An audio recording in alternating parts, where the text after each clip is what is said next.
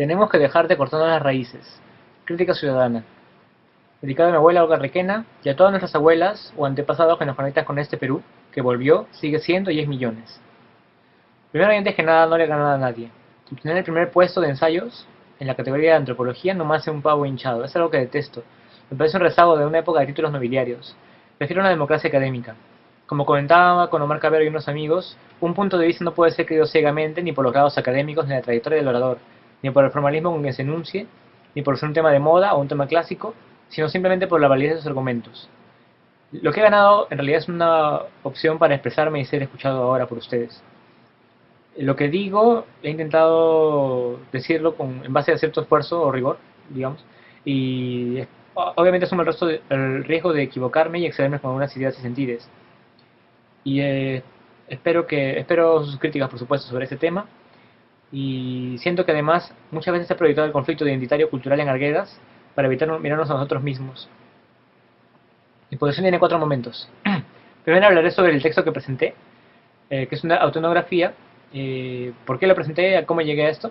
En segundo lugar hablaré sobre el tema que hay detrás de esta autoetnografía, que es un tema muy vigente y refleja la vigencia de Arguedas y otros autores más en el Perú de hoy.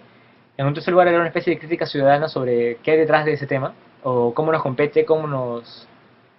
No sé si nos interpela, pero qué deberíamos hacer para que eso mejore o cambie. Y finalmente hubo una serie de citas de Valcárcel y Arguedas que creo que son muy vigentes para perfilar un poco el punto en el que el cambio cultural en el país se encuentra o a dónde puede devenir en términos de lo que se llama el grupo Cholo, que somos nosotros y pienso que es la mayoría del auditorio de hoy en día, que está escuchándome a mí ahora. Bueno, cuando gané, algunos amigos y amigas me dijeron, ojalá que tu voz se convierta en un coro. Bueno, mi voz es una más, dentro de muchas otras voces más en Latinoamérica, que se han preguntado, sean quienes sean, quiénes somos, de dónde venimos y a dónde vamos. Como consecuencia, mi testimonio, por supuesto, es particular y muy específico. Específico por las condiciones socioculturales de esta creación. Quien habla, por supuesto, es un migrante de segunda generación, nacido en Lima, que pasa por instituciones específicas, con una historia de vida muy específica y una otra edad específica. Es decir, mi vivencia es similar, pero no es la misma a la que se experimenta en otras regiones o por otras personas. Otra limitación, por supuesto, es la censura que yo también tengo, que he intentado reducir al máximo para poder dar un testimonio transparente. ¿Cómo llegué a este ensayo? Hay algo que yo llamo tema vital, que también expongo en ese texto, que es una especie de vivencia dolorosa, cercana a nosotros, que nos hace preguntar por algún tema que existe en la sociedad y en la realidad, y que nos empuja para poder comprenderlo mejor con la finalidad de querer cambiarlo, ya sea en nosotros mismos o en la sociedad. Lo hemos externalizado y como nos hace recordar cierto sufrimiento queremos cambiarlo y conocerlo mejor. Es una especie de dolor creador y me parece que es un motor muy importante. En mi caso me marcó algunas experiencias como mi abuela, que fue quien me crió y que hizo mi corazón semejante al suyo, como diría Arguedas en un poema. Eh, Algunos amigos y amigas que también compartían conmigo esa pregunta: ¿quiénes somos, de dónde venimos y a dónde vamos? Cuando estaba en tercera de secundaria, mi profesor Jorge Gárate, en mi colegio, nos pedía al inicio hacer una lista con nuestros nombres y apellidos, y al final, luego de eso él se burlaba del contraste que había entre los apellidos en quechua que muchos de nosotros teníamos en el aula y los peinados o los looks que teníamos nosotros. Algunos de ellos a inicios del año 2000 era como pelos ceñidos, de rubio, etc. Bueno, pasó el tiempo, ingresé en ingeniería en la Universidad Católica, como era mi deber. Los números creo que son más democráticos a veces. Para mí adaptarme a la variante estándar del castellano que se utiliza en la universidad, instituciones como esta, fue un trabajo muy duro para adaptarme. Mientras que los números son un lenguaje más universal quizás. Por eso hay muchos, mucha gente como yo y mis amigos del colegio, por ejemplo, que todos casi se fueron a carreras de ingeniería si no es de derecho, como única carrera de letras posible. Bueno, luego me cambié a sociología y Gonzalo Portocarrero nos recomendó escribir mucho y siempre. Y eso me ayudó mucho también para expresar mis ideas y poco generar este ensayo que presenté. También me sentí identificado en un momento con Carlos Meléndez, quien me hizo pensar que no tenía yo por qué renunciar a mí o a mi origen. Renunciar a mí y a mi origen. El texto se trató de simplemente yo. El ensayo que he presentado acumulaba escritos personales que había realizado en los años que pasé en la universidad estudiando la carrera de sociología, y en los cuales me debatía quizás entre tres destinos o consecuencias, según lo que dice una autora argentina que lastimosamente no puedo citar ahora, que no tengo su nombre, que es la asimilación, la integración o el rechazo de ese nuevo entorno en mi socialización.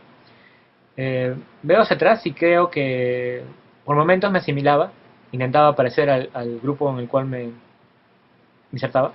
Por otros momentos me mantenía en una situación de rechazo, no me sentía parte de ese nuevo grupo y prefería mantenerme como yo era o siempre había sido. En otros momentos encontraba la integración de ambas partes. Bueno, como conclusión en el ensayo que presento, siento que no he llegado a una respuesta total y me parece que eso es normal y eso está bien reconocerlo porque como ya se dice últimamente, la identidad, y en este caso la identidad cultural quizás, es una expresión relacional, situacional, temporal, no es binaria o única, y entonces me parece que es normal, ¿no? Así como unas personas pueden pensar cuando tienen 30 años o más que son tanto el adulto que son como el niño que siempre fueron, la identidad es un tema bastante complejo. Sin embargo, me parece que el aporte del texto es explicitar el conflicto y cómo paso de un lado a otro. Y ahora voy a pasar al segundo tema de la exposición, que es el tema que hay de fondo, ¿no? Al margen de mi tensión que he tenido por adaptarme en la universidad. Obviamente todo el mundo hace explicaciones sobre qué nos pasa alrededor. Las ciencias sociales, más allá de la academia, y en nuestro país sobre todo, y para todo efecto práctico, se genera un discurso que está al mismo nivel que la opinión del profesor, de un ilustrador de zapatos, de un experto, de un chofer de combi o de una empleada doméstica. O un campesino, claro. ¿Qué nos diferencia supuestamente como científicos sociales? Según Martuchelli, nos diferencia la supuesta capacidad, que no es monopólica por supuesto, de generar un planteamiento distinto al que todo el mundo hace, con tal de que ese planteamiento pueda generar respuestas distintas a los temas que todo el mundo se plantea también. Y eso por supuesto depende al público al cual decidimos incluir o excluir cuando nos dirigimos con nuestro discurso. Y también un tema de poder de dominación, como ya se ha mencionado antes. Bueno, la pregunta es, ¿qué es ese algo, no? ¿Cuál es el tema que creo que hay de fondo? Voy a empezar relacionando a un conjunto de términos relacionados a eso, ¿no? Como una caja de Pandora. Se ha hablado mucho ya del tema de el racismo cultural, la interculturalidad, la discriminación, el conflicto cultural, la marginación social, la exclusión racial, el rezago colonial, la alienación y la dominación cultural. Voy a empezar desarrollando, apoyándome en lo que se ha hablado de mestizaje y racismo cultural. Inicialmente el mestizaje se vino pensando a inicios de la colonia como una división netamente de sangre o física o de castas, que es algo que aún subsiste hasta hoy, pero creo que ha cambiado un poco. Por ejemplo, en Bogotá, en un museo, logré ver que habían hasta más de 30 clasificaciones según el tono de piel. Y era una complejidad clasificar a quién, cada persona según cómo era, y eso determinaba tus posibilidades en la sociedad de acceder a ciertos bienes sociales. Bueno, con el paso del tiempo pienso que hoy en día eso viene cuesta abajo, a pesar que existe específicamente en círculos sociales muy delimitados quizás en nuestros países, porque justamente ese no ser respetado. Hay indígenas quechohablantes monolingües en la sierra que son blancos y de ojos azules. Hay gente cobriza que llega a puestos muy altos hoy en día en nuestra sociedad. Y de poder también. Bueno, entonces el mestizo es algo que en América Latina desde siempre, desde el inicio, ha ido más allá que el resultado del color de la piel con el que nacemos. Seamos blanqueñosos, triquiños, cobrizos o marrones o tosaditos, de diferentes formas de nuestro cuerpo, esto ya no es una limitación necesariamente, o no es la mayor limitación que podemos encontrar para ascender socialmente o acceder a bienes sociales. ¿Es esto la democracia? No, porque aún hay una tarea muy pendiente. Siento que la transición se ha dado más bien en la apariencia física a la cultura. Ahora el racismo cultural es el factor más fuerte, me parece. Eh, sí, y además esto debemos tenerlo en cuenta porque... Perdí los papeles, a ver, un momento... Sí, la frase el dinero blanquea, por ejemplo, me parece que es incompleta. En el caso del rey de la papa, que tanto se comenta, por más dinero que tenga, no va a lograr ser alguien de élite. Bueno, pero su hijo puede ir a la universidad y juntarse con un grupo de pares, a prepararse a nuevas formas de expresarse, nuevas formas de vestir, nuevo consumo cultural, y así, con el tiempo, convertirse él sí en la élite, mientras que el padre no. Entonces, el tema va más allá del dinero incluso, va más con el tema cultural. Es ahí entonces donde uno se termina de blanquear en este ascenso social. Durkheim decía que la fuerza del hecho social se experimenta en la resistencia que opone a la reacción individual. Y entonces lo que yo siento es que un ejemplo de esto puede ser el cuento de Alienación de Ribeiro. Roberto, el personaje de este cuento, intenta cambiar no solamente su apariencia, sino también su forma de ser, su consumo cultural. Y bueno, al final no lo logra, claro. Sin embargo, lo importante aquí es que dos cosas. Por una parte, no solamente todos apuntamos a renunciar supuestamente a lo que parezca más indígena o menos moderno occidental, sino que ni siquiera sabemos muy bien, como en el caso de Roberto, y creo que hasta el más miraflorino, digámoslo, quiera apuntar a parecer un occidental o un occidental moderno, no lo va a lograr. Es decir, y eso es algo que uno se da cuenta mucho más cuando está afuera, por más que nos esforcemos, y aunque nos duela, no seremos y no somos y nunca seremos occidentales modernos. Nosotros somos algo muy diferente. Bueno, se lo comentaba el profesor Ochobrú, me comentaba también de la vivencia de otros intelectuales que soñaban mucho con ir a Francia o a Europa y al llegar allá se daban cuenta que por más de lo que habían leído no podían sentir igual que esa gente. Y eso no está mal, es parte de la diversidad que hay. Muy bien, el tiempo avanza y debo decir que sí, incluso en las ciudades más modernizadas como Río de Janeiro, quizá Bogotá, o el pedacito de la Gran Lima que es moderna o intenta ser moderna, pueden llegar a eso. Sí. Entonces, el tema es finalmente el proceso de renuncia a uno mismo que uno tiene, intentando cambiar sus formas a este modelo que ni siquiera conocemos bien y que tendría que ver un poco con una forma de ser más occidental. Con un amigo. Ah, sí, y esto además no es un fenómeno aislado. En general el mundo afronta un proceso de desindigenización, que creo que va de la mano con la urbanización, que a su vez es hija de un fenómeno de modernización capitalista en general. Cualquiera de nosotros puede pensar dónde está su pasado rural, sea en tu padre o en tus abuelos o en el tatarabuelo o en el tatarabuelo, siempre va a haber un antepasado rural que nos lleva al campo. Y en un país como Perú, sobre todo, siempre va a haber un pasado indígena también. Entonces lo tenemos muy cerca de nosotros en realidad, aunque no queramos. Y aunque en nuestra vida cotidiana, en nuestro proceso vital, querramos escapar de este, para ascender socialmente, que tiene que ver un poco con la expresión del este racismo cultural que digo que persiste y que es más fuerte que antes. Entonces, esta renuncia al legado migrante que está expresado en este elemento cultural que tenemos, nos sentimos obligados a dejar detrás, es por supuesto recíproco. Y todos luchamos por hacer supuestamente este modelo y si llegamos a un punto podemos metafóricamente dar un balazo en la cabeza a quien no lo logró y podemos recibirlo también de la persona que sí lo logró. Un ejemplo de esta vergüenza que genera nuestra identificación con lo andino o lo indígena puede, bueno, lo andino o lo amazónico o lo afro o lo costeño, aymara, etcétera, es algo que incluso le pasó a Arguedas. Cuando Arguedas le escribe unas de sus últimas cartas a Hugo Blanco le responde que cómo era posible de que Arguedas pueda sentir vergüenza de comunicarse en quechua con él. Arguedas finalmente le escribe en castellano. Hugo Blanco le dice de las ventajas que tenía el comunicarse en quechua, lo lleno de cariño que eso estaba, lo ternura que podía significar decir, Señor mío, vengo a pedirle que me valgas, no sea de otro modo, mañana vamos a sembrar la quebrada cuesta abajo, ayúdame pues caballerito, palomita mía, corazón. Con este ejemplo, que quizás es un poco idealizado, pero siento que identifica buena parte de esta vergüenza, también habría sentido Arguedas, y que todos sentimos, me parece, si nos ponemos un poco más sinceros, en nuestro interior, que nos presenta renuncias por no estar a la altura de la forma de sentir, pensar o consumir, los entornos más blancos o modernos en que nos sentimos, nos percibimos, son el mandato. Bueno, entonces, sí, bueno, estamos en un proceso en el cual nos sentimos jalados hacia el polo moderno blanco y sus espejismos. Y la pregunta aquí, y aquí paso al tercer punto quizás sobre cómo juzgar o evaluar este fenómeno y qué hacer para cambiarlo, es ¿a costa de qué es ese cambio? Esa tendencia que atraviesa a todos en diferentes niveles y diferentes maneras, ¿a causa de qué? ¿Vale la pena seguir cortándonos las raíces y generar tanto dolor y es tan masivo? Porque si no me equivoco, hoy en día quienes están sentados aquí se sienten muy identificados con lo que yo digo, quizás la mitad por lo menos del auditorio, que es la evidencia de Arguedas y que es la vigencia que tiene además su vida y su obra. Bueno, Arguedas decía en el caso de la sierra, por ejemplo, y con esto voy a intentar ingresar a los diagnósticos que se han hecho sobre ese tema y qué rumbo va a tomar. Él decía, el pueblo mestizo tiene mucho mayor dominio del elemento indio. Es que además de la influencia racial y del ambiente, en las relaciones de la vida diaria, en la vida en todos sus aspectos, el mestizo está mucho más cerca del indio.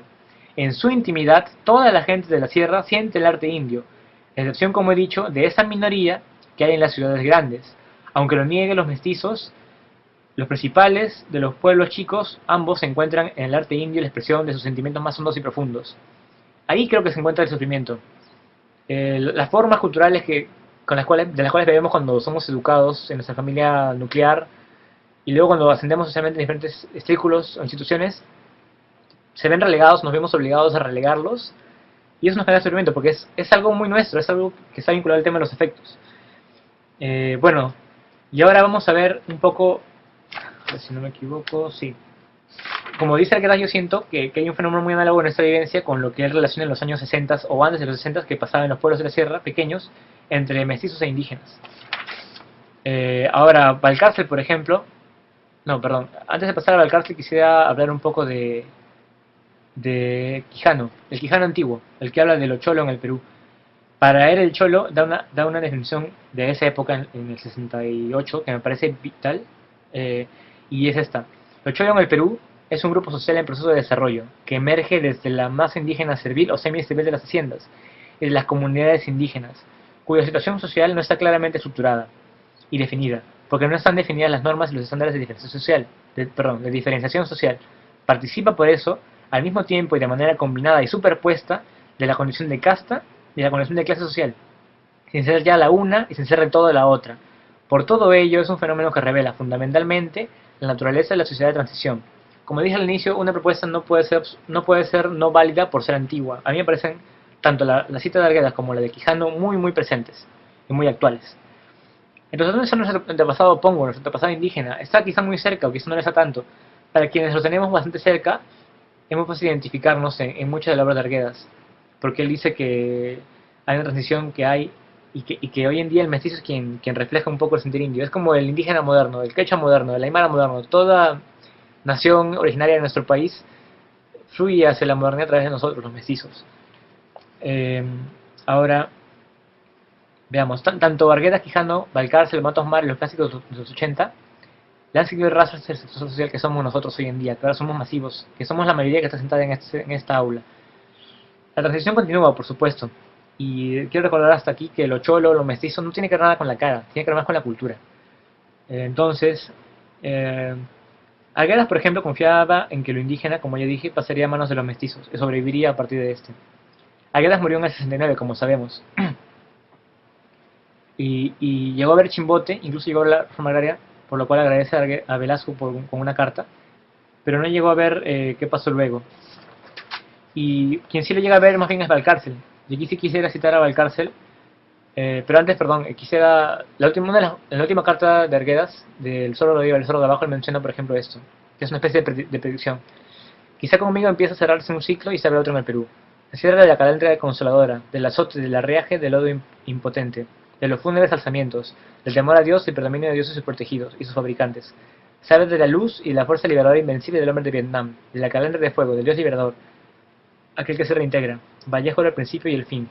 Al margen del horizonte comunista y la liberación por Vallejo, Arguedas predice esa nueva etapa para el grupo Cholo Mestizo. Y esto es en el año 68, casi los finales de los 70, de los 60. Mientras tanto, Valcárcel, al contrario, vive hasta el año 87. Y en una entrevista que le hace a Matos Mar a él en el 84, casi 20 años luego de la muerte de Arguedas, él llega a ver ya muchos cambios más. Como sabemos en la historiografía de Lima, en los 70 y 80 Lima experimenta el crecimiento mucho más amplio. Y hoy en día se habla ya de Lima Norte, Lima Sur, Lima Este, las Limas migrantes consolidadas ya. Bueno, Valcárcel, quien en palabras de Matos Mar y como Arguedas, fue un hombre que dedicó toda su vida a Perú, a conocer el Perú, a escudriñarlo y a saber qué es el país. Es decir, esta pregunta de quiénes somos, de dónde venimos y a dónde vamos, para empezar a actuar sobre nosotros mismos, él menciona: la enseñanza del pasado como visión constante nuestra. Estamos viendo el pasado, pero estamos inspirándonos en el pasado. La grandeza del Perú antiguo, lo que fue el Perú antiguo, esa es nuestra señal de la que estamos por buen camino. Nosotros hemos llegado aquí y recién estamos comenzando el nuevo Perú que somos, ya hijos, nietos o bisnietos. Hasta aquí creo que hay una continuidad con lo que voy diciendo yo, también respecto al legado migrante y cómo no deberíamos renunciar a este, sino más bien identificarnos con este. No es una sola cosa el indígena y el mestizo, dice Valcárcel. Son dos cosas distintas, pero están unidas ya en nuestro tiempo. Y están unidas las dos partes del Perú. El Perú antiguo y el Perú moderno son un solo Perú. Es un solo Perú el que nosotros hemos reconocido. De ese solo Perú ha venido nuestro culto. En ese solo Perú es el que reúne nuestro pasado con nuestro presente. Ese solo Perú es el que nos ha unido en nuestros mismos trabajos. El ver y despertar, al mismo tiempo insertarse por lo antiguo y insertarse en lo moderno. Al mismo tiempo, no como dos mundos distintos, sino como un solo mundo. Tenía más citas sobre Valcárcel y voy a terminar solamente con una más, respecto a cómo rescatar ese mundo perdido, cómo tenerlo de nuevo en nuestros mandos. Y ahora, en el futuro, ¿qué será de Lima? ¿Qué será de la Lima que hemos conocido siempre, año 84? ¿Cómo será su porvenir? ¿Vamos a enterrarla o a resurgir? Si resurgirá será con aires nuevos. ¿Cómo será la nueva Lima? No sabemos. ¿Cómo será? ¿Qué es lo que va a predominar en la nueva Lima? ¿Esta parte del Perú a pedazos o el Perú entero? El Perú entero, si se manifiesta en su totalidad, cambiará totalmente la vida del Perú. Y así todos nos sentiremos señores del mundo, señores de la América. Eso lo dice Balcarce en el año 86. Finalmente, Balcarce también habla sobre cuál es la labor de los intelectuales en este proceso. Por ejemplo, cuando Valcárcel llega a Lima, dice: llego a Lima en el año 31-32, me incorporo a la Universidad de Lima, rabia 13 años. ¿Cuáles fueron mis primeras palabras? Y aquí creo que esto es muy importante. Les dije: señores, entre todos sintámonos peruanos. Después de sentirnos peruanos, sintámonos orgullosos de ser peruanos. Porque pocos países hay en el mundo como el nuestro, que tengan una historia tan rica de manifestaciones de alta cultura. Todo lo que hayamos estudiado hasta hoy no es nada con lo que vayamos a seguir descubriendo, y a partir de entonces seguiremos descubriendo el Perú. Bien, para terminar, por supuesto, yo me siento muy identificado con la parte final del poema de Arguedas, canto, himno canción a nuestro creador padre Tupac Amaru. Siento que es la expresión más poética, más bella de lo que está pasando hoy en día, del Perú de hoy, el que buscó comprender y producir Arguedas, que a Balcarce también lo llegó a ver, que Quijano alguna vez expresó el germen de ese grupo cholo mestizo que somos nosotros. Quizá terminar con un pequeño párrafo, ¿no? Que los cholos remuevan la ciudad. La tempestad en los Andes, los ríos profundos, ha llegado a Lima hace rato. Que Lima se inunde o se haga otro río más es lo que está en juego. Cuando gané, algunos me dijeron: felicitaciones, Tomás, ojalá que tu voz se convierta en un coro. La conquista de Lima es parte importante de la democratización del Perú. No podemos, como intelectuales, querer interpretar y comprender el Perú sin sentirlo y experimentarlo a través de una inmersión profunda. Eso especialmente si uno es intelectual o académico. ¿Cómo comprender un país si no lo vives ni lo sientes? Como dice el grupo de Leonardo Cuatro Tablas, amesticemos el Perú. Pero no, el Perú ya es mestizo, más bien amesticemos Lima. El Perú ante todo. Que viva la conquista del Perú por los peruanos. Nosotros definitivamente no podemos repetir errores históricos. Aceptémonos y dejemos de nadar a contracorriente. Dejemos de cortarnos las raíces, que el Perú es más grande que sus problemas y que sus científicos sociales. Disculpen los excesos y muchas gracias. Tomás Osores, no sé en cuanto a esta entrevista por Skype lo refleja bien.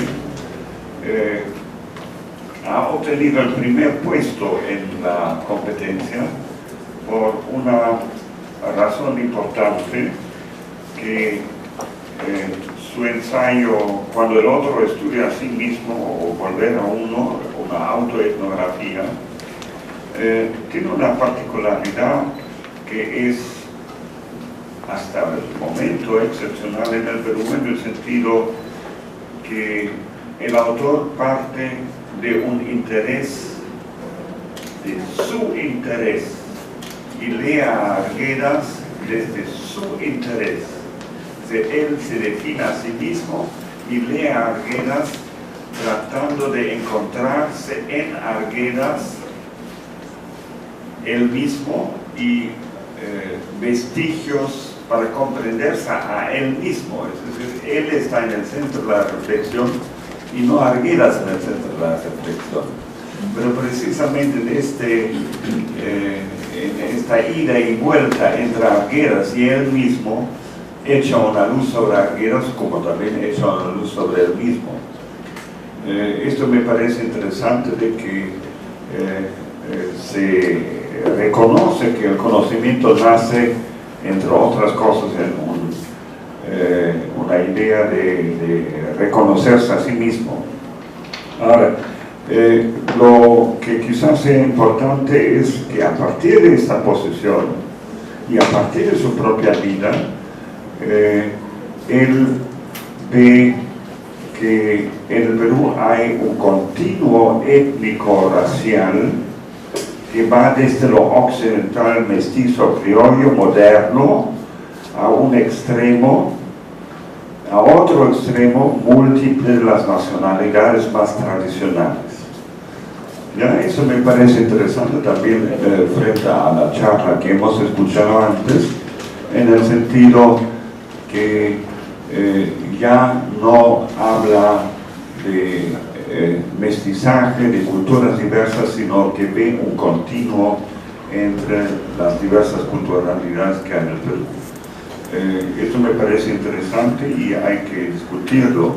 Ahora, añado un poquito de crítica para que no quedarme solamente en la descripción de lo que hace. Desgraciadamente percibe ese continuo étnico-racial, llamarlo de racial, hay que tomarlo con cautela, como un continuo entre lo moderno y lo tradicional. Y lo moderno lo ve por el lado de la cultura limeña, como para decirlo de Surco, en el Yoque Plaza, y lo tradicional lo ve por el lado de los pueblos campesinos, digamos, en el altiplano. Y en esto estoy completamente en desacuerdo.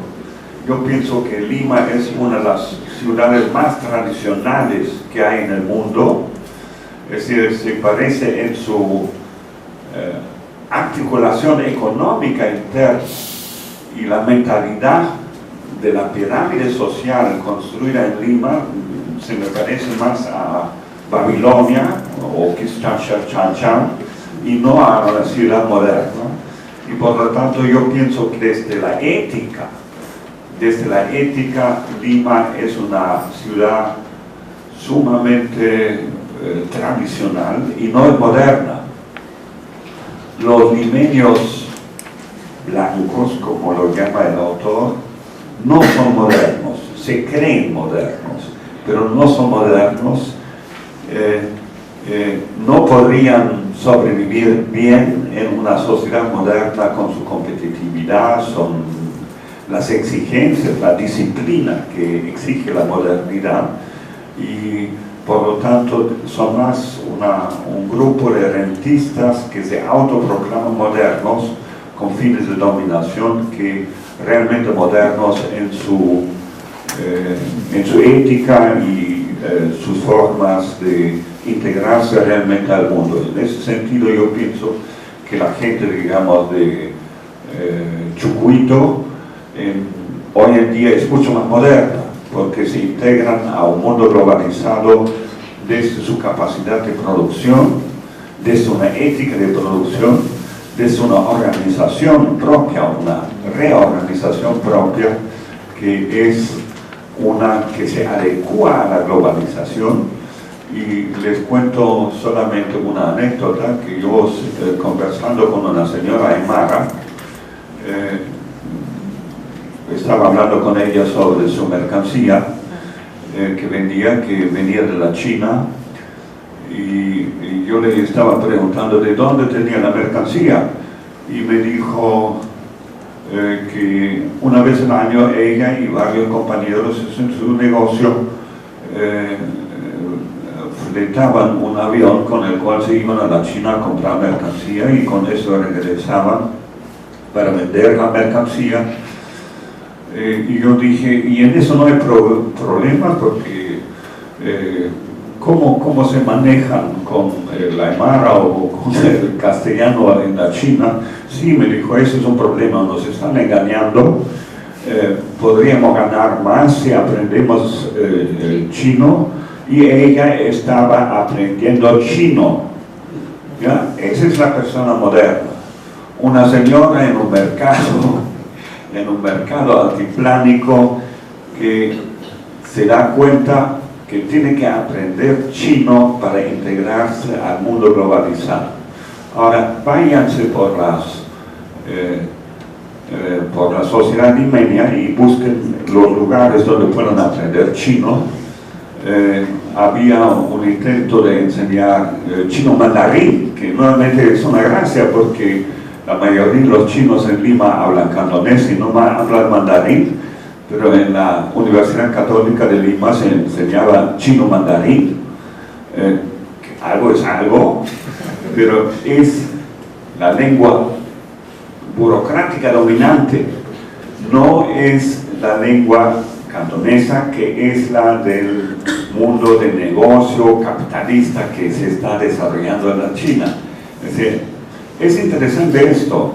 La señora Aymara estaba aprendiendo cantonés y no estaba aprendiendo mandarín. Con esto me quedo, es decir, yo tengo mis dudas de quién es el moderno en el Perú, y ahí tengo la crítica a Tomás Osorio. Si bien hace una autoetnografía, acepta esta categorización de lo moderno y de lo tradicional, y esto me parece ser un error. Es decir, hay que pensar más sobre qué es moderno hoy en día, y no hay que aceptar simplemente la autoadscripción de lo moderno por un grupo social que lo sostiene porque quiere ser el grupo social que manda en el Perú y no el que se integra mejor al mundo globalizado al cual en realidad pertenece el Perú. Bueno, con esto pasamos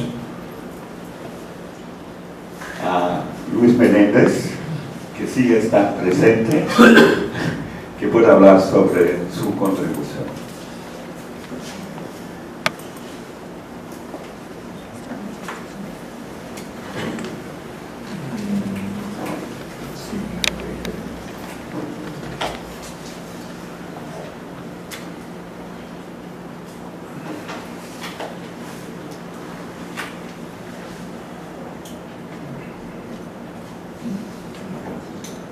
Bueno, ante todo, buenos días a todos los presentes. Agradecer al IEP la oportunidad que nos brinda para discutir y describir algunas aristas de la obra antropológica arguediana. Cuando se habla de José María Arguedas, son pocas las veces en que se discute su obra antropológica en tanto método y lógica de investigación. Y más aún, son menos las ocasiones en que se discute el método comparativo que subyace en la obra de este antropólogo andahuaylino. En este sentido, el ensayo que yo voy a exponer a continuación pretende cubrir un vacío en la literatura existente, siendo por ello un ensayo de tipo exploratorio, y más aún si es producto de nuestra primera revisión sistemática de la obra arguediana. El profesor Carlos Iván de Gregori, en sus clases de antropología peruana en San Marcos, solía enfatizar la importancia de la perspectiva comparativa en nuestros tiempos. Esto como reacción a una antropología peruana que, según él, y acá procedo a citarlo, a contracorriente de la tradición comparativa de nuestra disciplina, tiende a creerse el ombligo del mundo, al menos del mundo andino. Es pues ante este ombliguismo que denuncia de Gregori, que para él adquiere relevancia el método comparativo que Arguedas presenta en su tesis doctoral, que vierte sobre las comunidades de España y del Perú. Por ejemplo, la siguiente cita expresa claramente esta actitud del profesor Gregori, ¿no? Por ejemplo, ahí dirá: la comparación Perú-España adquiere en este momento de búsquedas de perspectivas comparadas una actualidad indispensable que debe ser rescatada. Sin embargo, el profesor Gregori no hacía un mayor ondamiento por explicar en qué recaía exactamente la importancia del método comparativo, y menos en la forma en que Arguedas procedía a aplicar este método de investigación, y menos todavía cuáles eran las limitaciones de este empleo por parte del antropólogo andahuaylino. Son estos vacíos los que yo traté de cubrir a lo largo de mi ensayo. Arruinando la sorpresa, puedo decir que en el ensayo argumento que este método, tal como lo empleó Arguedas, puede servirnos para evitar algunos vicios académicos un poco recurrentes. Puede servirnos, por ejemplo, para dejar de concebir nuestros casos de estudio como excepcionalidades cuando no lo son, o también para evitar generalizar infundadamente nuestros conocimientos locales. Pero también hay que tener en cuenta que la comparación también puede ser útil, como por ejemplo rescataban antropólogos como Robert Lowy, Edmund Leach o Levi Strauss, también para elaborar principios explicativos que son de suma importancia para el progreso teórico de la disciplina. Conviene decir que Arguedas no solo compara en su tesis doctoral sobre las comunidades de España y el Perú, sino también procede a comparar en otros de sus más importantes ensayos, como son, por ejemplo, la evolución de las comunidades indígenas, que es su estudio sobre el Valle del Mantaro y que data del 57, y Puquio, una cultura en proceso de cambio, que data del 56. Para el análisis de las formas de comparación que Arguedas aplica en este estudio, procedí a clasificarlos según la tipología del método comparativo que elabora Charles Tilly, este sociólogo norteamericano, en su libro Grandes estructuras, procesos amplios y comparaciones enormes. En este libro, Tilly define 4 tipos de comparación: la comparación individualizadora, la comparación universalizadora, la comparación que identifica la diferencia y la comparación globalizadora. Reseñemos sucintamente en qué consiste cada modo de comparación que señala Tilly. Y de antemano, disculpen si es un poco densa la explicación, pero creo que se hace necesaria.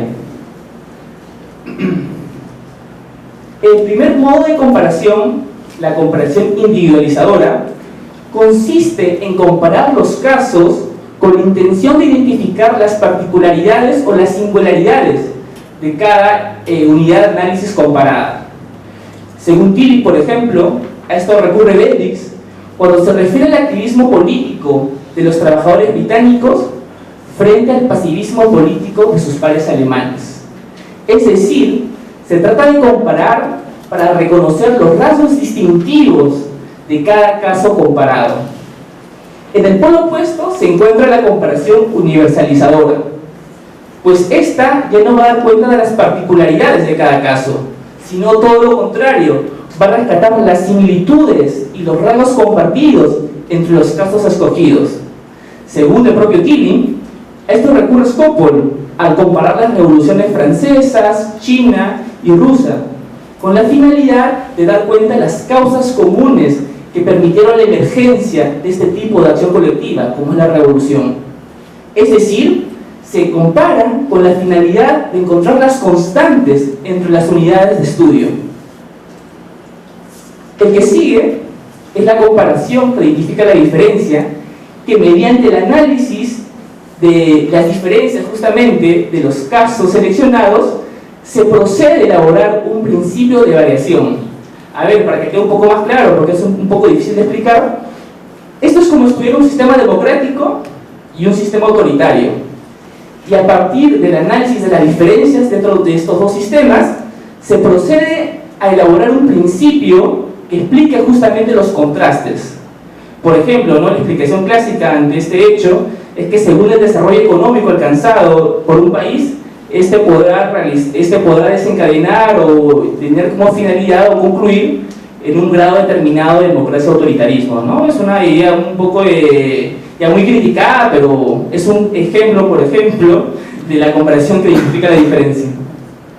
Bueno, y para terminar, nos encontramos con la comparación globalizadora, que compara los casos según su relacionamiento con un sistema mayor. Por ejemplo, un clásico modo de comparación globalizadora es la que emplea Wallerstein, por ejemplo, que analiza los países o compara los países de acuerdo a su posición en un sistema mundo, pues, ¿no? Para Tilly, este es un modelo de comparación globalizadora.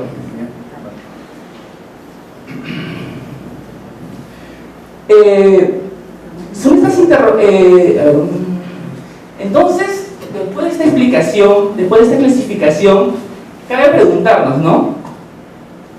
¿Qué tipos de comparación procede a ejecutar Arguedas en sus obras antropológicas?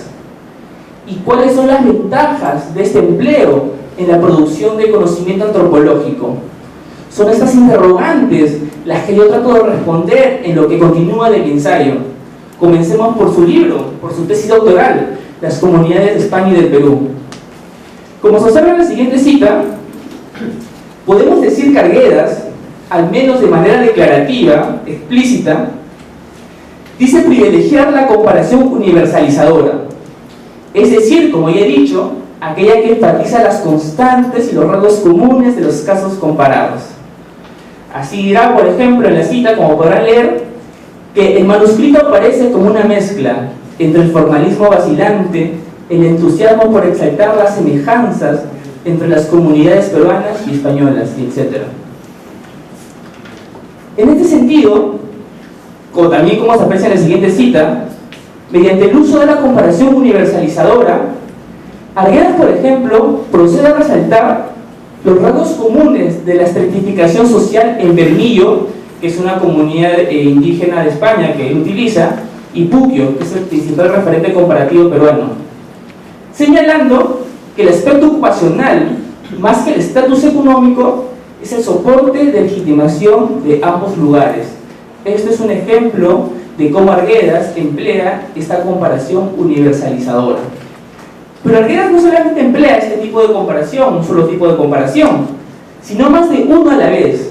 Es el caso de la comparación individualizadora, como ya he dicho, que es aquella que identifica las particularidades o los rasgos propios de cada caso. Este tipo de comparación, por ejemplo, se deja notar cuando Arguedas estudia el fenómeno del padrinazgo, como podrán ver en la cita, pues, ¿no? Concluyendo que las diversas formas de padrinazgo que hay en las comunidades indígenas peruanas es una creación original de estas, ¿no? Acá en esta comparación, justamente Arguedas rescata los rasgos propios, particulares, que hacen casi excepcional al caso. Podemos afirmar con seguridad que en las comunidades de España y de Perú, que es su tesis doctoral, priman básicamente estos dos modos de comparación, la universalizadora y la individualizadora. Sin embargo, no se da la comparación de tipo globalizador. Y si bien existen indicios de comparación que identifican la diferencia, aquella que establece un principio a partir del análisis sistemático de los contrastes, no son relevantes o no suelen mostrarse con la suficiente sistematicidad para ser definidos como tal. Por ejemplo, esto ocurre cuando Arguedas trata de estudiar las causas de por qué en Bermillo, que es una comunidad indígena española, a diferencia de la Muga, no hay conflictos entre labradores pobres y ricos. Para ello, para explicar esto, Arguedas recurre a una serie de variables, pero que debido a su exposición un tanto aislada, no llegan a sintetizarse en un principio, que por definición es claro y preciso. Incluso Arguedas en este punto se ahorra los detalles de la descripción etnográfica, lo que le impide discernir cuáles son las variables principales para la elaboración de principios explicativos.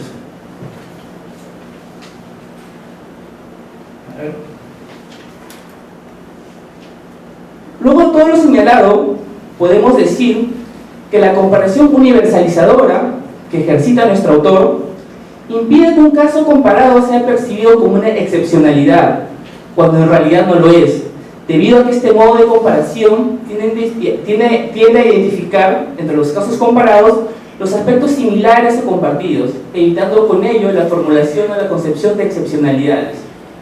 Por su lado, la comparación individualizadora, que también aplica Arguedas, es bastante ventajosa al evitar que generalicemos de manera infundada nuestros conocimientos localizados, pues este tipo de comparación también nos ayuda a reconocer las singularidades y las particularidades de las unidades analizadas y, por tanto, las fronteras empíricas de nuestros conocimientos localizados. En pocas palabras, el ente comparativo de Arguedas, al ponernos en evidencia de las semejanzas y de las diferencias, nos sirve como un método de control de nuestras hipótesis.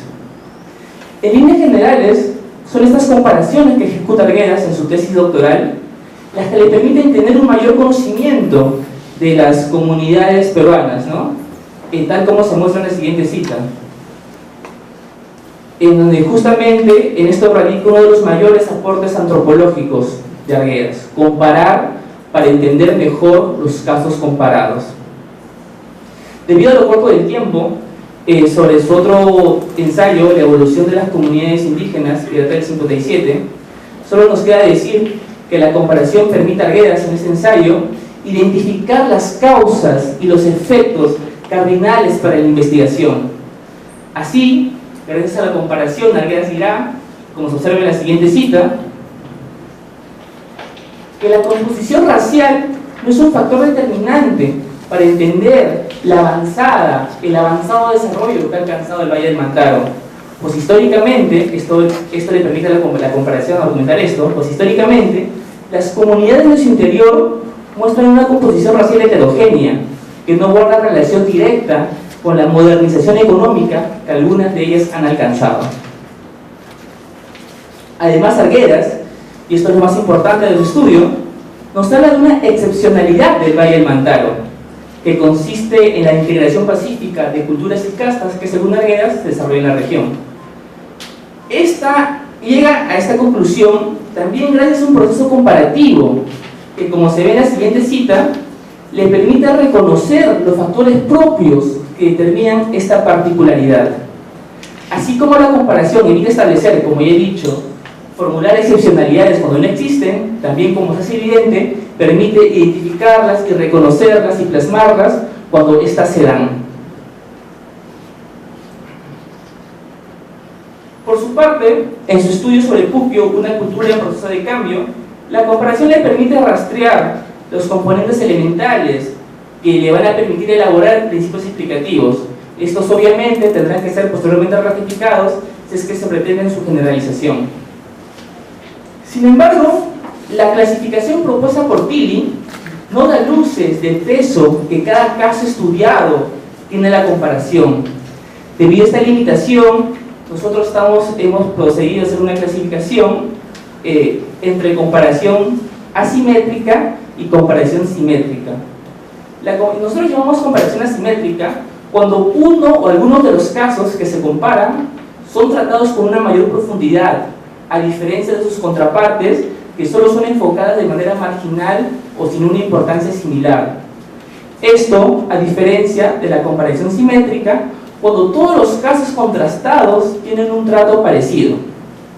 Así, por ejemplo, en las comunidades de España y de Perú, donde se desarrolla principalmente una comparación asimétrica, Bermillo y La Muga, que son las comunidades españolas, son enfocadas bajo un abordaje holista, es decir, de los componentes económicos, políticos, culturales, y de un enfoque histórico, ¿no? Esto diferencia de sus pares peruanos, como por ejemplo Valle del Mantaro, Huancayo, Apurima, Puccio, Cusco, otros, que solo son enfocados desde un enfoque reduccionista y sincrónico, ¿no?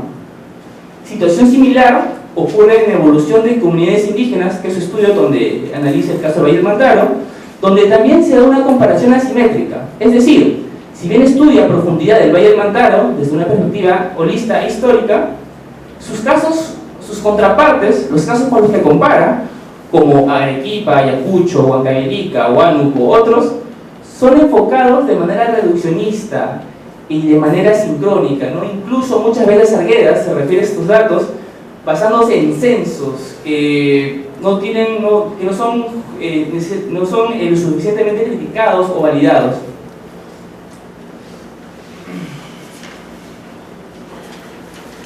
Así, gracias a las citas que hemos podido mostrar, que por cierto son solo un ejemplo, no quiero decir que la comparación de Arguedas se limite a estas citas, podemos decir que nuestro autor sintetiza las virtudes y defectos del método comparativo. Virtudes, en tanto Arguedas compara con la finalidad de dar luces sobre los rasgos que convierten en su estudio en un hecho particular o generalizado. Por ejemplo, en su texto, para ya resumir, las comunidades de España y de Perú, Arguedas emplea una comparación universalizadora e individualizadora que le permiten evitar hablar de excepcionalidades cuando no existen y le evita generalizar infundadamente. En su texto Evolución de las comunidades indígenas, en donde emplea una comparación que identifica la diferencia, esta comparación le permite justificar una excepcionalidad, que es la del Valle del Mantaro. Y en su texto Puccio, una cultura en proceso de cambio, donde también aplica una comparación que identifica la diferencia, la comparación le permite elaborar principios explicativos.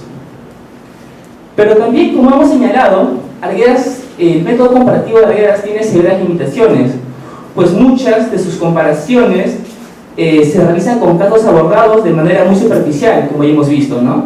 De modo asimétrico, lo que le resta valor y seguridad. Pues no permite al lector dar cuenta de qué tan comparable es lo que comparan. Es decir, si en verdad comparten los rasgos, las similitudes y las diferencias, que de repente un estudio más hondo negaría o pondría en discusión.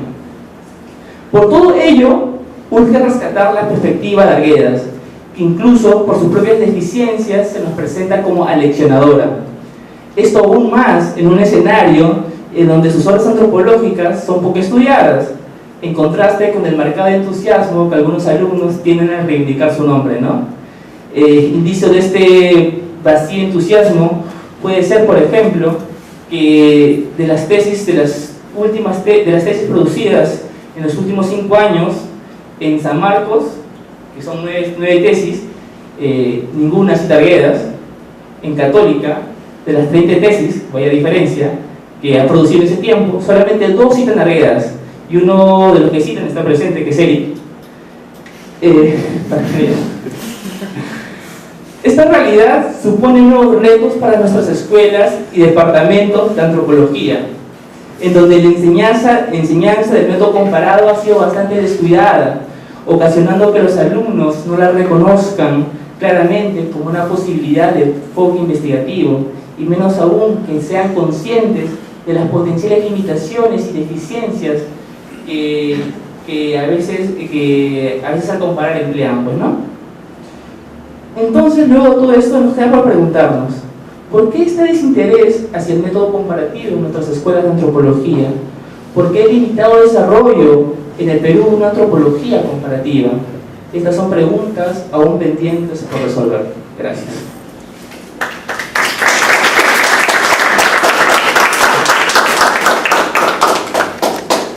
Bueno, muchas gracias.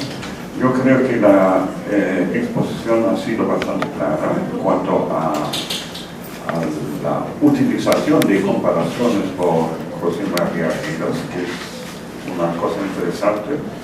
Quizá solamente como una observación a posteriori es, si yo lo comparo, por ejemplo, con el método comparativo de John Murray, que ha inserido fuertemente en la antropología peruana, él compara muy conscientemente con sociedades africanas y utiliza su conocimiento de sociedades africanas y la comparación con el Estado Inca para echar luces sobre las formas de pensar sobre el Estado Inca. Es decir, de hecho se busca casos comparativos que tienen una historicidad diferente, que no tienen un contacto, por lo menos para el momento de la comparación, y saca conclusiones de esta comparación, y eso le ilumina en su trabajo sobre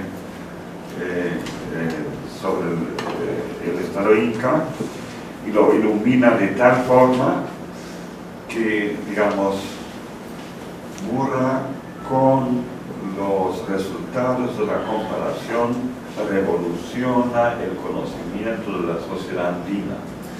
Y Arguedas, con sus comparaciones, de alguna manera queda dentro de un universo, trata la comparación como una herramienta para discernir un poquito más sus propios problemas culturales entre una culturalidad y otra. Es decir, cuando se va a España a estudiar aldeas campesinas, trata de ver cuál ha sido en las aldeas en las cuales se ha criado, cuál ha sido el componente de origen español y cuál ha sido el componente de origen precolombino. Es decir, lo que en realidad está buscando es aclararse a él mismo dónde está una parte de mi personalidad y dónde está la otra parte de mi personalidad, pero no busca la comparación como para iluminar el caso suyo desde un punto de comparación exterior a él.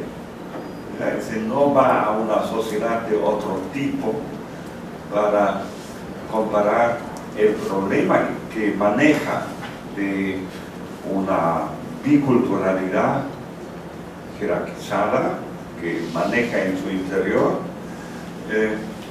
en un caso, qué sé yo, de un grupo, qué sé yo, africano en Europa, por ejemplo, hubiera podido hacerlo. Es decir, se queda dentro del universo, y creo que ahí habría que ver muy bien en cuanto esto es una comparación o el método comparativo del cual se habla en la antropología. En la antropología, por lo normal, se habla del método comparativo entre sociedades diversas, y Tilly, si no me equivoco, es mucho más historiador y hace comparaciones gruesas entre sociedades nacionales y su historicidad de larga duración. Y en ese sentido no sé si las categorías de Tilly son tan aplicables a Arguedas como se hace en el ensayo. Bueno, muchas gracias, y pasamos, para no robarles el receso completamente, a la exposición de Eric Voss. Gracias.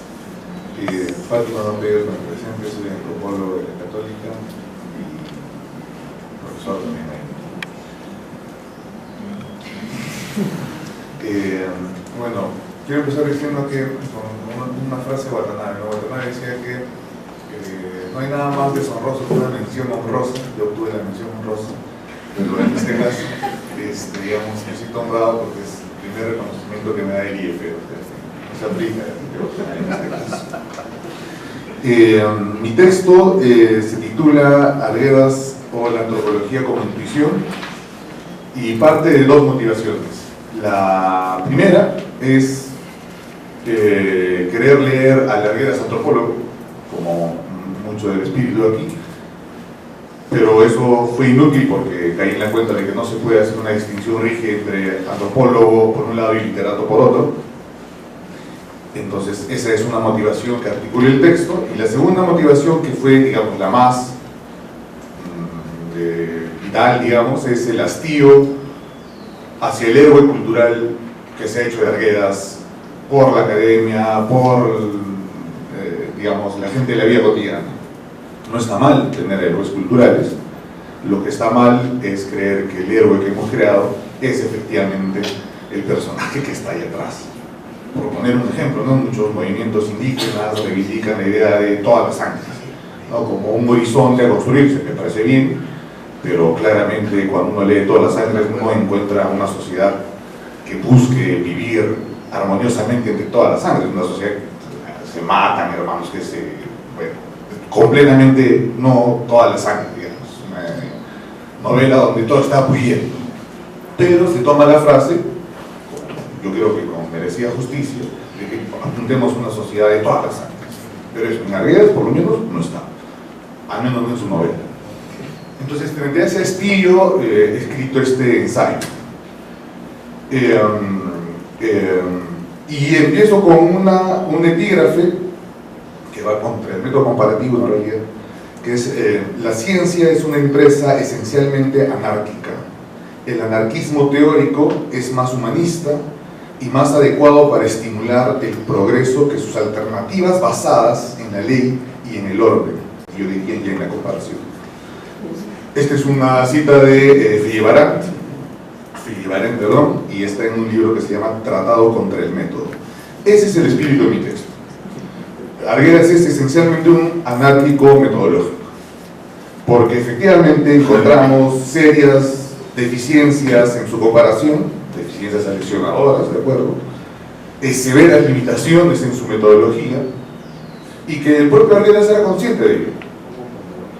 No hay una serie de citas en donde Arguedas reconoce su pésima formación como antropólogo y reivindica su intuición. De ahí mi título, La antropología como intuición.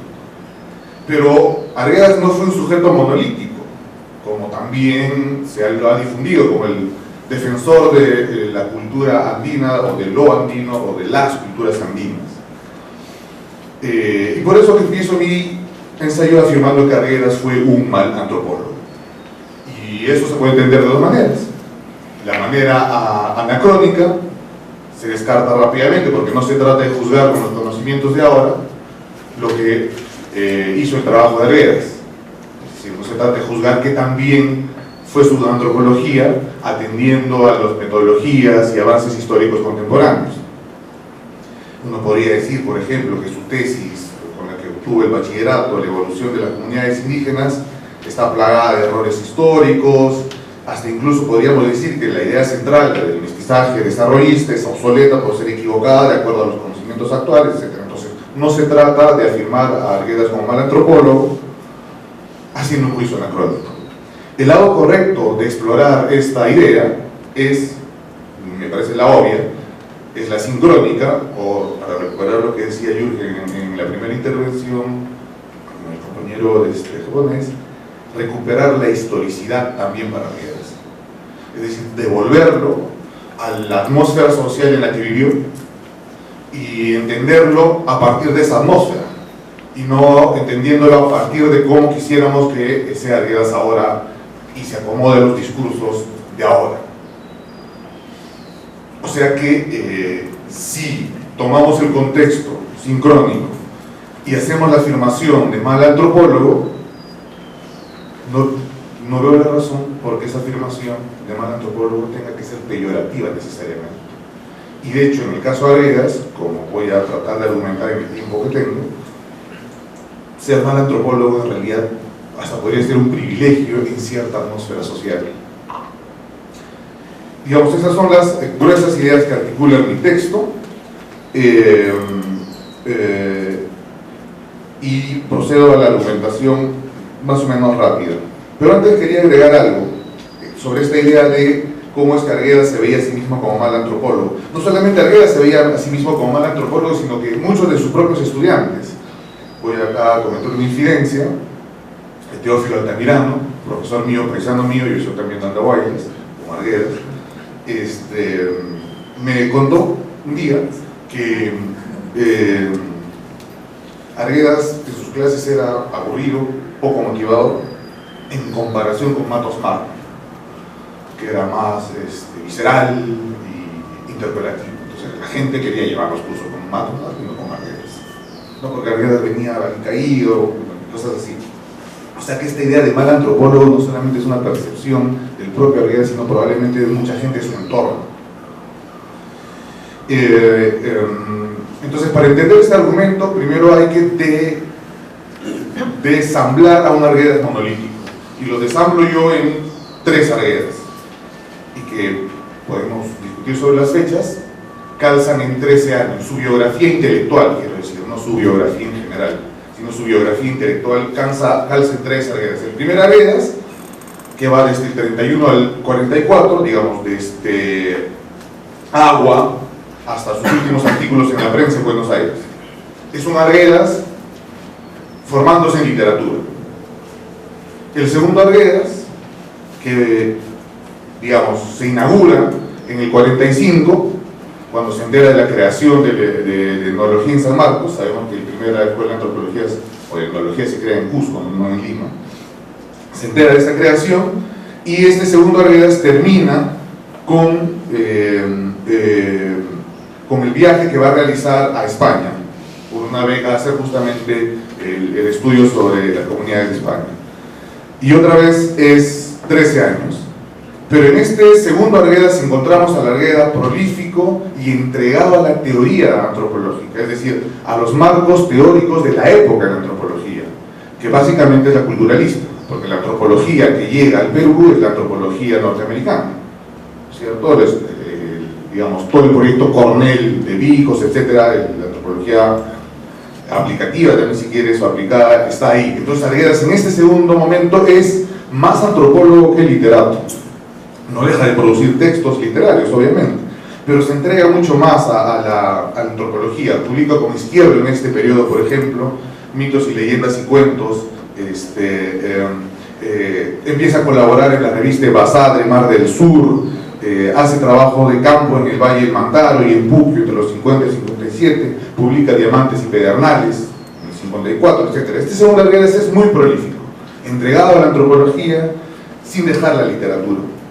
Y finalmente el último Arguedas, o tercer Arguedas, se inaugura durante su estancia en España, porque desde mi perspectiva en España, Arguedas empieza a reflexionar sobre su propio proceso de una manera más intensa. Siempre lo hizo, pero en España siente una interpretación mayor, porque cuando uno lee la tesis empieza haciendo una confesión: este no es un texto académico, este es un texto más bien una buena crónica, donde mis instrumentos antropológicos no funcionaron. Es decir, es un Arguedas cuajado, consciente de su intuición, que utiliza una y otra vez la palabra intuición.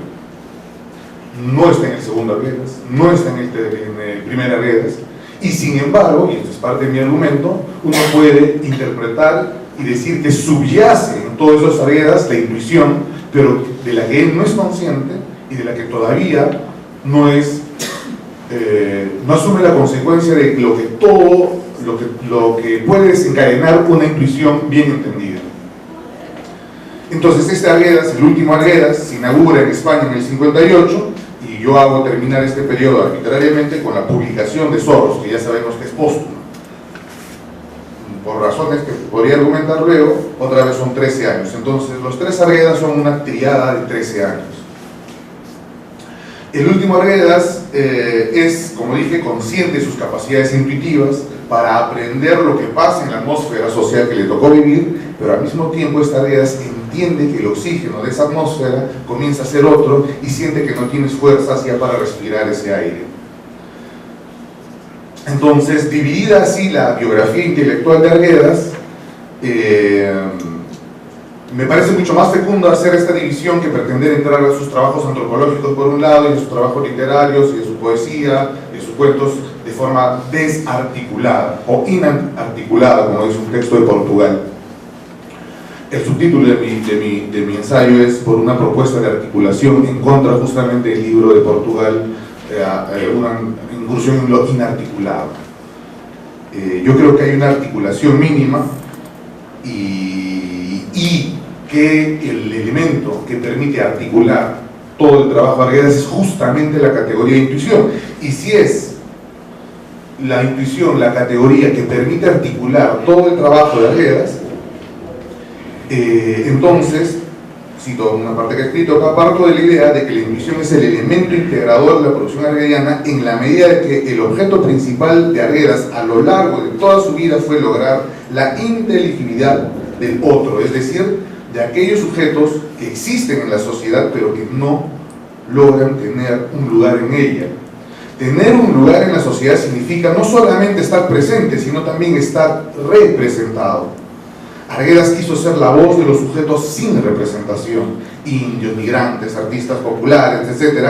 Bajo este objetivo de ser voz de los sujetos sin representación, tomó y modificó lo que pudo ofrecerle la literatura e hizo literatura. El ejemplo más logrado quizás sea Los ríos profundos. Se entregó y usó lo que le fue útil de la antropología e hizo antropología. La evidencia de eso es Comunidades de España y Perú, quizá la mayor evidencia. Y cuando fue necesario o insuficiente, usó ambas disciplinas indistintamente. ¿No es eso lo que hizo en Zorros de arriba y Zorros de abajo? Pero lo que fue persistente en distintos grados, con distintos grados de conciencia, fue la intuición. Pero, ¿intuición de qué? Arguedas era consciente de lo valioso que fue su experiencia de haber convivido con los sujetos sin representación, pero también se hace evidente, leyendo su extensa correspondencia, la necesidad continua que tenía de que los demás escritores y académicos de su época refrendasen su experiencia vital como válida. En la correspondencia con Pierre Dubuis, que acaba de publicarse, por ejemplo, hasta diría, le pide: oye, dime que estoy haciendo bien las cosas. No, necesitaba que el otro lo interpele diciendo: oye, sí, estás haciendo bien. Y mi argumento es de que no podía recibir esa respuesta porque el marco epistemológico en el que estaba inserto Arguedas no le podía decir eso. Al contrario, le dijeron todo lo contrario, ¿no es cierto?, en la mesa de todas las sangre. no, tu trabajo no apunta a la chulificación, como creía Quijano, no, tú estás viendo todavía la reinvención de lo indígena, bla, bla, bla. Bueno, mutatis mutandi, Quijano todavía no nos ha explicado cómo dejó el término chulificación y pasó a reivindicar los movimientos indígenas. Todavía no he encontrado un texto en donde nos explique por qué dejó chulificación y se volcó a lo indígena. De repente hay, yo no lo he encontrado. Entonces, no podía ser refrendado en ese contexto Arguedas. Entonces, dentro de esa lógica, el primer Arguedas escribe lo que buenamente cree que es el indio verdadero, es decir, aquellos con quien él convivió, de manera que sus trabajos en esta época fueran bien recibidos. Quizás no le hago fiesta, porque no me acuerdo el presidente de la Escuela de Sociólogos de Francia le dijo que esa no era una novela porque era demasiado demográfica. El segundo Arguedas es absorbido por la lógica científica de la antropología de su tiempo. Es, por ejemplo, el tiempo de la apuesta del mestizaje cultural, donde explícitamente dice que para que el único camino del Perú es que lo indígena, es decir, lo indio en esa época se esfume y se haga una mezcla cultural. Pero en ese segundo Arguedas muestra desvíos con respecto del rigor académico establecido en la época y sigue escribiendo novelas en donde más bien se siente libre de expresar su punto de vista sobre los no representados de una forma más, diríamos, libre.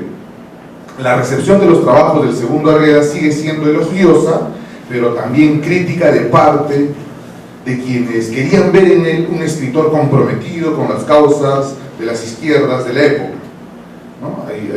Levan, por ejemplo, tiene un texto sobre Arguedas que se ha vuelto a reeditar, en donde, entre otras cosas, le increpa su poca conciencia de clase, ¿cierto? Cosa similar puede pasar ahora con las izquierdas por esos otros puntos. Entonces, el segundo Arguedas se esforzará en decir que en sus escritos sí hay compromiso demandado. Responde incluso a Levan con una carta diciendo: no, sí, lo que tú me estás diciendo que no está, sí estoy diciéndolo, solo que no le digo bien, lo hago medio solapado, no le digo explícitamente. Entonces pareciera que quiere complacer a sus críticos también, Arguedas, en ese segundo Arguedas. El último Arguedas, en cambio, asume sus límites como científico social y privilegia su conocimiento vivencial de forma consciente y la llamará intuición. Pero la mayoría de los receptores de sus trabajos de este periodo ya no celebran sus textos ni literarios ni antropológicos, que en realidad siempre pasaron medio desapercibidos en su época. El último Arguedas se enfrentó al dilema de tener la convicción de decir lo que cree que es correcto, pero no lograr reconocimiento por ello. Un grueso sector de sus lectores, más preclaros, hace patente su desazón sobre los últimos de sus trabajos, que es la condensación de lo que pasó en la mesa redonda sobre todas las artes en este instituto. De manera que la intuición arguediana consiste en la persistencia y en la contradictoria convicción de estar exponiendo de forma adecuada a los no representados de la sociedad. En los tres Arguedas, la persistencia y la contradicción están siempre presentes, aunque en distinto grado, en cada uno de ellos. De allí la importancia de hacer esta división y, digamos, en esta línea argumentativa, el conjunto del trabajo de Arguedas se podría caracterizar como una especie de anarquía organizada, ¿no? Como al estilo de Vance Pritchard, digamos, una especie de anarquía organizada, cuyo soporte mínimo de articulación lo provee la intuición. La idea es comprender el trabajo arguediano como una totalidad articulada tensionalmente. Hay que asumir la contradicción. Así queda descartada la búsqueda de un proyecto coherente en su obra literaria y antropológica. En efecto, no hay una teleología arguediana, pero tampoco una inarticulación, como ya dije. Quiero tomar unos minutos para explicar la categoría de intuición. Si es central en mi argumento, por lo menos eso quiero dejar claro ahora. Debe quedar claro que la intuición no es una capacidad innata, sino una sensibilidad construida y de incremento progresivo, aunque no siempre ascendente. Se podría decir que todo trabajo de investigación parte siempre de una intuición, que se le suele dar el nombre de hipótesis, de manera que hacer de esta categoría el centro de la argumentación resultaría, por decirlo menos, poco relevante. La verdad es que el inicio de toda indagación parte de una intuición-hipótesis, pero ella es rápidamente desplazada o asumida en tanto que sea aprobada la hipótesis o rechazada. Pero distinto es tomar la intuición como hipótesis. Una cosa es la intuición como hipótesis, pero otra cosa como episteme, que es mi argumento. La intuición argueniana, antes de una presunción, es un dispositivo de intelección, un mecanismo que permite entender e interpretar el mundo, es decir, no abandono mi hipótesis, sino que hago de ella el fundamento de mi intelección y mi incursión en el mundo. Pierre Bourdieu, uno de los teóricos más importantes de la segunda mitad del siglo XX, decía, a propósito de su propio trabajo científico y de su origen rural francés, un pequeño y remoto pueblo del sudeste de Francia, lo siguiente, y cito: la antropología y la sociología me han permitido reconciliarme con mis experiencias primarias y llevarlas conmigo, asumirlas sin perder nada de lo que adquirí después. A veces me pregunto de dónde adquirí mi capacidad para comprender e incluso para prever la experiencia de situaciones que no he conocido de primera mano, o sea, que de repente ni las compare. Yo creo que en mi juventud y a lo largo de toda mi trayectoria social, que me hizo atravesar, como ocurre siempre en el caso de personas que se desplazan de manera ascendente entre medios sociales diversos, he tomado una serie de fotografías mentales que mi trabajo sociológico intenta procesar. Es una cita de Bourdieu que se aplica tal como está en Arguedas. Tomamos fotografías que intenta procesar con un marco teórico de la época que no le permite tener una buena lectura. Pero a diferencia de otros, no se entrega al marco teórico y dice, no, entonces la sociedad debe cholificarse y debe convertirse en un sujeto de clase, sino lucha contra ese marco interpretativo y agarra la intuición para romper ese marco interpretativo. Y lo logra más o menos exitosamente, pero también trágicamente se suicida. Arguedas, como Bourdieu, atravesó diversos estratos sociales, pero a diferencia del ego de Bourdieu, José María, ni la antropología, ni la sociología, ni siquiera la literatura de su tiempo, le permitieron reconciliarse con sus experiencias primarias. Por el contrario, lo llevaron a establecer una relación angustiosa, tensa y hasta insoportable. De allí la importancia de la intuición en mi argumento. En este sentido, queremos hablar de una antropología como intuición, entendiendo por antropología no el sentido regional etnográfico, sino como una manera de aprender el universo social, a pesar de estar en un contexto epistemológicamente desfavorable. Solamente para terminar,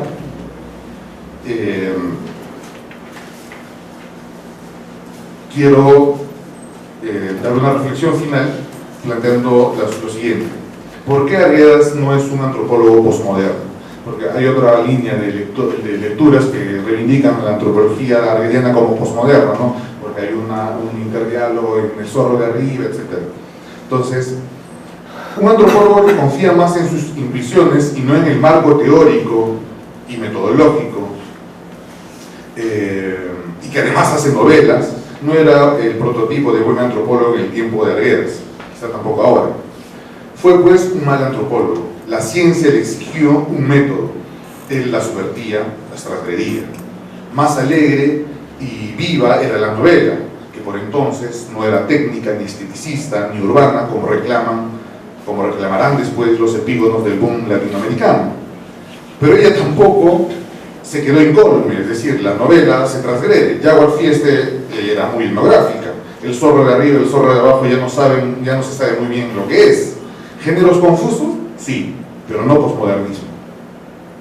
La idea de géneros confusos fue introducida por Clifford Geertz, antropólogo norteamericano, en la década de los 80.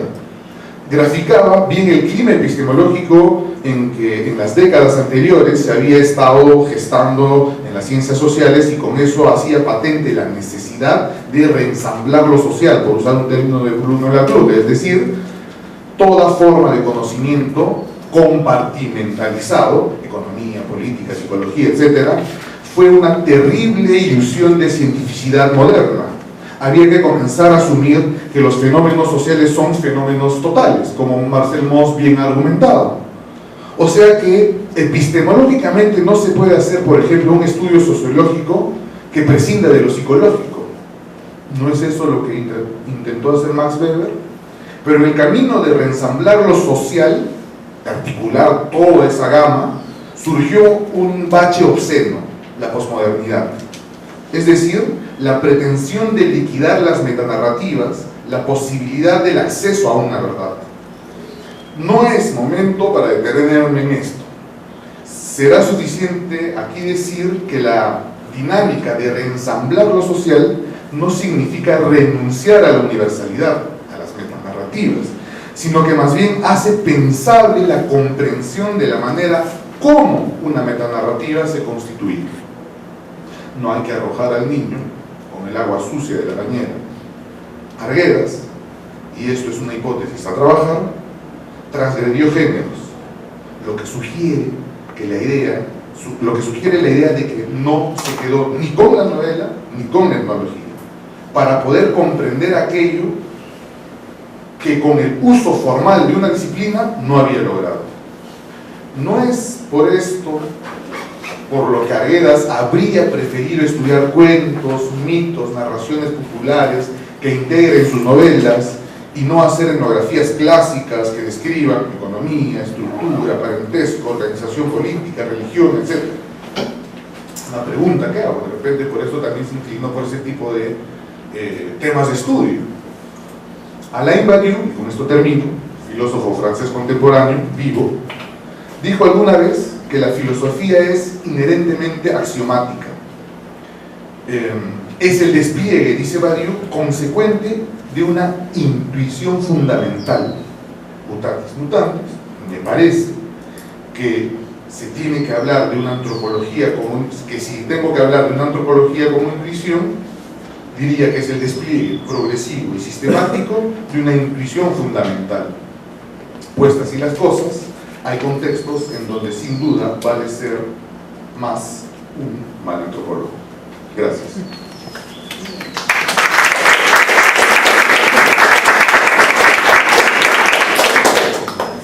Bueno, muchas gracias. No les voy a robar mucho tiempo más de su receso, que ya pasó casi. Solamente una observación. Si me acuerdo de Arguedas, si me acuerdo de las lecturas de Arguedas, entonces diría claramente que su intuición era multicausal. Es decir, había los causales más diversos entre su sexualidad, su ánimo del día, de todo había. Pero estaba obligado por su entorno social a racionalizar sobre su intuición en conceptos de un esquema bipolar a lo largo de su vida. Y me parece que ese juego entre la racionalización bipolar y intuición multicausal le causaba constantemente problemas. Es decir, se movía en un mundo que le obligaba a tener una postura de racionalización más o menos fija y tenía una intuición multicausal y multiforme y no combinaba bien, no tenía los elementos de juicio y explicativos para vivir esto, es decir, no podía hablar sobre su intuición con la libertad de la intuición. Bueno, muchas gracias a todos. Es eso. Muy bien, muchas gracias. Solo para anunciarles que vamos a hacer un receso muy cortito como para esperar a los pies. Agradecerle a la mesa de antropología a Jürgen Golde junto con Ramón Pajuelo fueron los jurados del área de antropología. Ahora viene la mesa de literatura que va a estar dirigida dirigida por Rolando Rojas, historiador, colega nuestro.